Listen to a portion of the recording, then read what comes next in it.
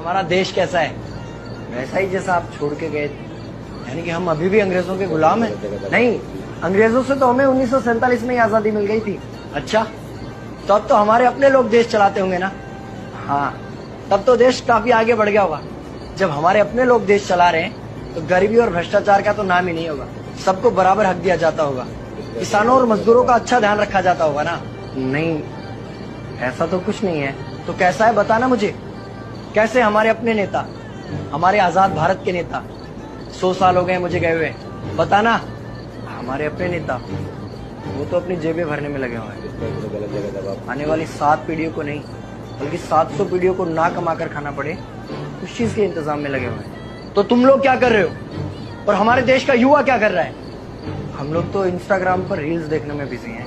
यानी कि हमारी कुर्बानी का देश के लोगों पर कोई असर नहीं पड़ा।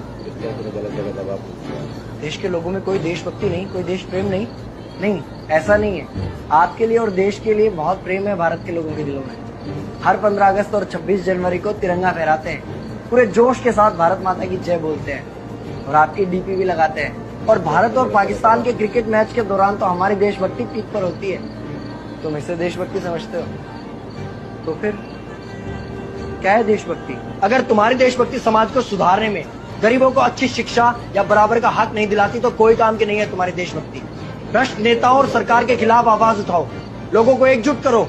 लेकिन अगर हमने सरकार के खिलाफ आवाज उठाई या नेताओं से सवाल पूछे तो हमें एंटी नेशनलिस्ट कहा जाएगा या हमें गद्दार करार दे दिया जाएगा। तो डरता है।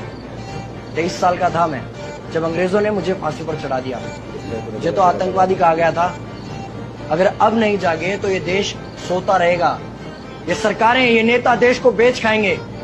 इस भ्रष्ट सरकारी तंत्र से लड़ो। देश को क्रांति की जरूरत है। क्रांति यानी कि हमें हथियार उठाने होंगे, बंदूकें उठाने होंगे जैसे आपने उठाई। नहीं, हमारी क्रांति विचारों की थी। जब अंग्रेजी हुकूमत ने हमारी आवाज नहीं सुनी तो हमने और जोर से आवाज लगाई और अपने विचार रखे। और क्रांति केवल सत्ता को बदलने तक सीमित नहीं है, बल्कि इस भ्रष्ट अन्यायी तंत्र को जड़ से उखाड़ कर फेंकना है। पर ये होगा कैसे? अपने आसपास से शुरुआत करो। जो भी तुम्हें भ्रष्ट नजर आए उसके खिलाफ आवाज उठाओ, एक्शन लो। तुम्हारे टैक्स का पैसा नेताओं की जेब में जा रहा है, हिसाब मांगो। अपने वोट का सही इस्तेमाल करो, लोगों को जागरूक करो, इस देश को आजाद करवाओ। इंकलाब जिंदाबाद, इंकलाब जिंदाबाद।